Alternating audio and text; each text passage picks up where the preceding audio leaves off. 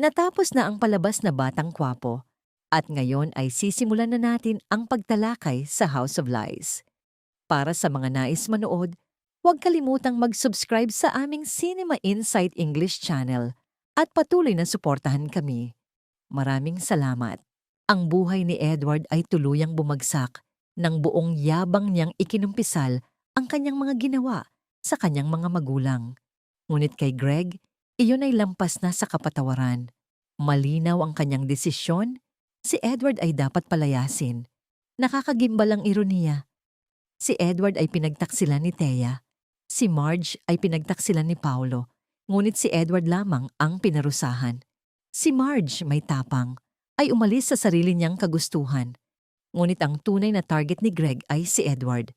Ipinakita niyang hindi si Edward ang kanyang paboritong anak, kaya't siya ang kailangang lumisan. Walang pagpipilian si Edward. Si Thea ay natuwa, sapagkat hindi na niya mahal si Edward.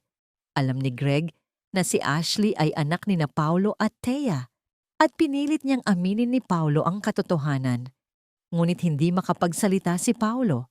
Sa huli, si Edward ay tuluyang pinalayas. Ang kanyang galit ay ramdam.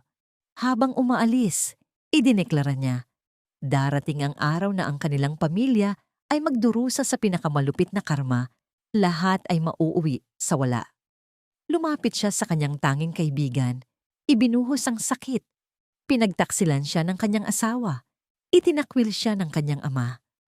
At ang kaibigan ay nagbigay ng payo. Ang tanging paraan ng paghihiganti ay sunugin ang Torre Campo Mansion. Hindi nag-aksaya ng oras si Edward. Ginamit niya ang kanyang ipon, umupa ng isang walang konsensyang tao. Sa halagang 100,000, nakaplano na ang lahat. Palibutan ng gasolina ang mansion, sindihan, at walang iiwanang bakas. Perpekto ang lahat ng pagkakaayos. Si Greg ay nakaupo sa kanyang opisina. Hawak ang malaking sigarilyo, walang kaalam-alam. Biglang nilamon ng apoy ang kanilang palasyo. Planado, kalkulado, walang kapintasan. Tinupok ng apoy ang karangyaan, kayamanan, at reputasyon ng pamilya Torre Campo. Sa oras na yon, sina Marge at Paolo ay nasa ospital kasama si Ashley. Sa loob ng mansion ay naroon lamang sina Regina, Greg, at Thea. Ang sindak ng apoy ay tuluyang nagbago ng kanilang mga buhay. Samantala, si Paolo ay lumuhod sa harap ni Marge, umiiyak. Nakiusap siyang bumalik sa kanya. Ngunit matatag ang desisyon ni Marge. Kung hindi palalayasin si Thea, siya mismo ang aalis. At sa huli, siya ay umalis. Sinubukan siyang pigilan ni Paolo, ngunit hindi na siya bumalik. Mga ka-house supplies, tinupok ng apoy hindi lamang ang palasyo, kundi pati ang mga relasyon, ang tiwala, at ang mismong pundasyon ng pamilya. Sa apoy ng paghihiganti, pagtataksil, at mga lihim, dahan-dahang bumagsak ang Torre Campo tungo sa tuluyang pagkawasak. Mga ka-house supplies, Shawu ay muling nagbukas ng apoy ng paghihiganti sa House of Lies. Si Paolo, walang magawa, ay nakiusap sa kanyang mga magulang. Hindi na niya kayang tiisin ang lahat. Sa parehong oras, malinaw na sinabi ni Edward kay Thea na tapos na ang kanilang relasyon at ang paghihiwalay ang tanging daan. Ngunit si Thea, may mapanuksong na ngiti, ay nagbiro pa. Kung ayaw na ni Edward sa kanya, siya mismo ang dapat lumisan sa mansion. Sa harap ng kahihiyan, ngunit may tapang, ipinahayag ni Edward na aalis na siya, sapagkat wala ng puwang sa kanyang buhay para kay Thea. Sa huli, siya ay umalis, puno ng galit at sakit. Samantala, desperado pa rin si Paolo na muling makuha si Marge. Dito pumasok ang plano ni Greg, gamitin si Jasmine bilang tali upang manatiling nakatali si Marge sa pamilya. Agad na nagtungo si Paolo sa ospital upang pigilan si Marge na umalis kasama si Jasmine. Doon sila nagharap. Si Jasmine puno ng lungkot ay umiyak sapagkat ayaw niyang tuluyang masira ang kanilang pamilya. Sa kanyang marupok na kalagayan, napilitan si Marge na linawin. Hindi na niya nais ang relasyon kay Paolo. Ngunit para kay Jasmine, mananatili siya. Habang si Greg ay nakaupo sa kanyang opisina, hawak ang malaking sigarilyo. Walang kaalam-alam, biglang nilamon ng apoy ang kanilang palasyo. Planado, kalkulado, walang kapintasan. Tinupok ng apoy ang karangyaan, kayamanan at reputasyon ng pamilya Torrecampo. Sa oras na yon, sina Marge at Paulo ay nasa ospital kasama si Ashley. Sa loob ng mansion ay naroon lamang sina Regina, Greg at Thea. Ang sindak ng apoy ay tuluyang nagbago ng kanilang mga buhay. Samantala, si Paulo ay napuno ng pasasalamat sapagkat kahit papaano para kay Jasmine, mananatili si Marge sa kanilang tabi.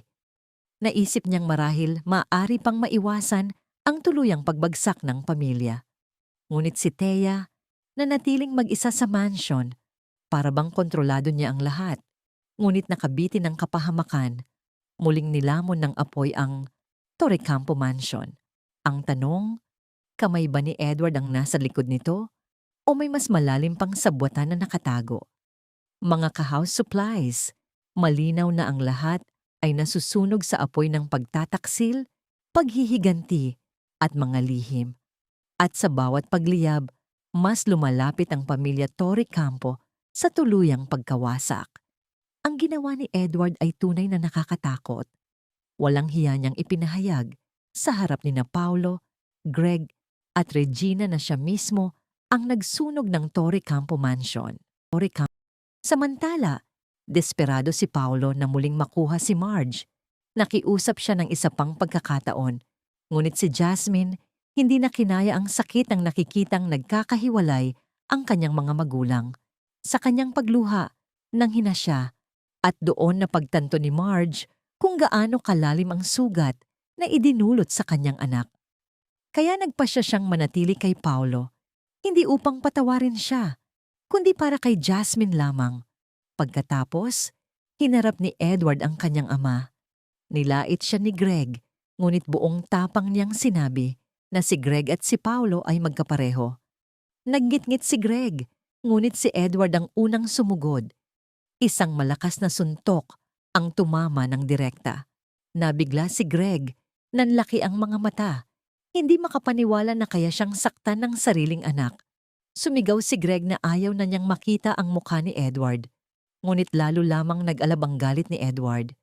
Alam niyang sina Paulo at Thea ang tunay na may sala, ngunit siya ang itinakwil. Kaya't nanumpa siya ng paghihiganti. Bago umalis, nangako siyang gagawa ng bagay na hindi nila kakayanin. Tinawagan niya ang kanyang kaibigan at iniabot ang 100,000 para sa nakakatakot na plano. Sunugin muli ang Torrecampo Mansion. Perpekto ang plano, kalkulado, maingat na inayos. At nang lamunin ng apoy ang mansion, tuluyang bumagsak si Greg. Umiiyak siya, paulit-ulit na nagtatanong, sino ang tunay na gumawa ng ganitong halimaw na gawain? Ngunit ang sagot ay nasa harap na niya. Tinupok ng apoy hindi lamang ang palasyo, kundi pati ang mga relasyon, ang tiwala, at ang mismong pundasyon ng pamilya. Sa apoy ng paghihiganti, pagtataksil, at mga lihim, dahan-dahang bumagsak ang Torrecampo tungo sa pagkawasak. Ang sagot ay nasa harap mismo ni Greg, sapagkat ang apoy ay hindi lamang tumupok sa palasyo, kundi pati sa mga relasyon, tiwala, at mismong pundasyon ng pamilya. Sa apoy ng paghihiganti, pagtataksil, at mga lihim, dahan-dahang bumagsak ang pamilya Torrecampo tungo sa pagkawasak. Ngunit hindi doon nagtapos ang galit ni Edward. Ang kanyang paghihiganti ay lumalim pa ng direkta niyang hinarap sina Greg, Regina at Paulo. Matatag niyang ipinahayag, ito ang simula ng kanilang pagbagsak, ang kanilang karma, sapagkat hindi makatarungang itinakwil siya ni Greg. Ngunit malinaw niyang sinabi na hindi sapat ang pagsunog ng mansion. May inihahanda siyang mas nakakatakot pa. Isang paghihiganti na hindi kakayanin ni na Greg, Regina at Paulo. Sa kanyang mga mata, wala ng pamilya. Hindi na niya sila nakikita bilang dugo, kundi bilang mga traidor na sumira sa kanyang buhay. Bawat salitang kanyang binigkas ay tila sumpa. Isang babala na ang tunay na paghihiganti ay paparating pa lamang. Kaya tinupok ng apoy hindi lamang ang palasyo, kundi pati ang mga relasyon, ang tiwala, at ang pundasyon ng pamilya. Sa apoy ng paghihiganti, pagtataksil, at mga lihim, dahan-dahang bumagsak ang Torre Campo tungo sa pagkawasak. At si Edward, puno ng naglalagablab na galit, ay naghahanda na para sa mas nakakatakot pang kapahamakan, isang puwersang dudurog sa buong pamilya sa bigat ng kanyang poot. Maraming salamat sa panonood ng buong video. Para mapanood ang susunod na episode explanation, huwag kalimutang mag-subscribe Cinema Insight English Channel.